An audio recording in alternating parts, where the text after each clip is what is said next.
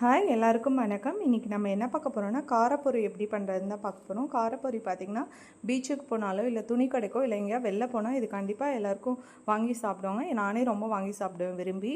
இது வந்து குழந்தைங்க லீவு நாள்லேயோ இல்லை பெரியவங்களும் வீட்டில் இருக்கனால நம்ம ஏதாவது ஸ்நாக்ஸாக கூட டக்குன்னு செஞ்சு தரலாம். இது வந்து குழந்தைங்க பெரியவங்க எல்லாருக்குமே ரொம்ப பிடிக்கும். இப்போ பார்த்திங்கன்னா நான் பொரி வந்து ஒரு சின்ன பேக்கெட் மட்டும் எடுத்து ஒரு பவுலில் சேர்த்துருக்கேன். அதில் பொடுசாக கட் பண்ண பல்லாரி வெங்காயம் சேர்த்துக்கலாம், பொடுசாக கட் பண்ண தக்காளி சேர்த்துக்கலாம், பொடுசாக கட் பண்ண வெள்ளரிக்காய் சேர்த்துக்கலாம். வெள்ளரிக்காய் கொஞ்சம் கூட வேணுன்னா கூட உங்களுக்கு சேர்த்துக்கோங்க, பசங்க சாப்பிடுவாங்கன்னா.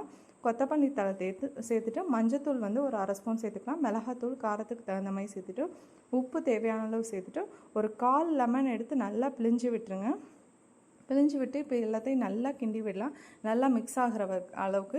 இல்லை நீங்கள் ஓமப்பொடியும் சேர்த்துக்கலாம், அப்படின்னாலாம் வந்து வேக வச்ச வேர்க்கடலை இருக்குல்ல அதை கூட சேர்த்துக்கலாம். இது எல்லாத்தையும் நல்லா மிக்ஸ் பண்ணி சர்வ் பண்ணால் நம்மளோட காரப்பொரி சூப்பராக ரெடி ஆகிடுச்சு. இதை நீங்களும் வீட்டில் ட்ரை பண்ணி பார்த்துட்டு எப்படி